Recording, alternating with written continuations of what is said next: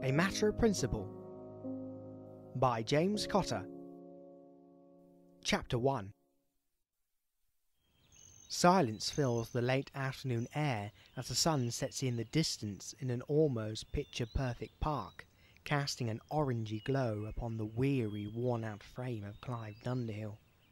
A man in his early 50s, wearing a pair of spectacles, a blue bobbled woolly hat and a well-worn dark blue cardigan, as he painstakingly strolls towards a park bench and sits himself gently down.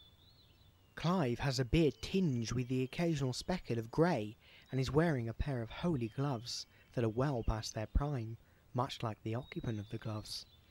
Clive begins to survey the park, which is in pristine condition, with an assortment of flowers taking pride of place behind the rickety park bench that Clive now occupies. "It's a relief to sit down, really," says Clive, who is clearly fatigued from his day's work. Clive then catches his breath and utters, "I've just finished the lawn. That shouldn't need doing for another week or two. I'll probably head off in a minute. Done all I can this week." A self-satisfied grin appears across his face. "The place is looking champion, though. Done myself proud as always," Clive proclaims as he gazes upon the greenery of the park, and then begins to speak once more. "It's weird to think I've been here 10 years. I wonder if they'll put any sort of do for me." Clive begins to enjoy the idea for a split second, before reacting in mock annoyance. "Oh, I can't be doing with all that. Surprise party, no thank you." The very idea seems to sit well with Clive, even though he would never admit it. "I wonder if they will, though," says Clive as he contemplates to himself, then is incensed by the blatant disregard for his work. "Ah, no, there's a kid over there. He's left his litter on the lawn. I'll pick that up before I go," Clive exclaims, more in frustration than anything. "Can't they see there's bins? They're not just there to look at, you know." Clive pauses and wistfully shakes his head. "They need to be taught. There's people employed to go around picking this stuff up, and we've got better things to do with our time.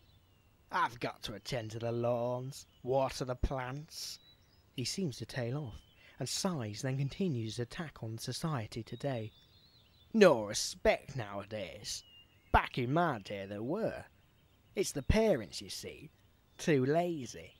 All these go back to work as soon as they're born parents. You know. They used to call them yuppies. Dunno what they call them now." Clive stares into the middle distance, seemingly thoughtfully contemplating the downfall of British manners and respectability. Then he murmurs, "Wonder what I'll have tonight. Might do steak and kidney. I like steak and kidney. You can rely on it."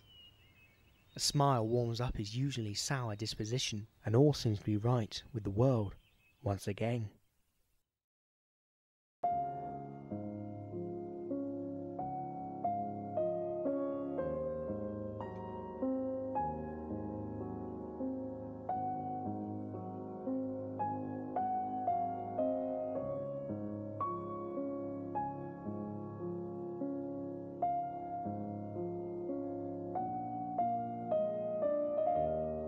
A Matter of Principle was written and read by James Cotter. The script editors were Denise Halfpenny and Bex Harvey, and the script associates were the Slag Brothers.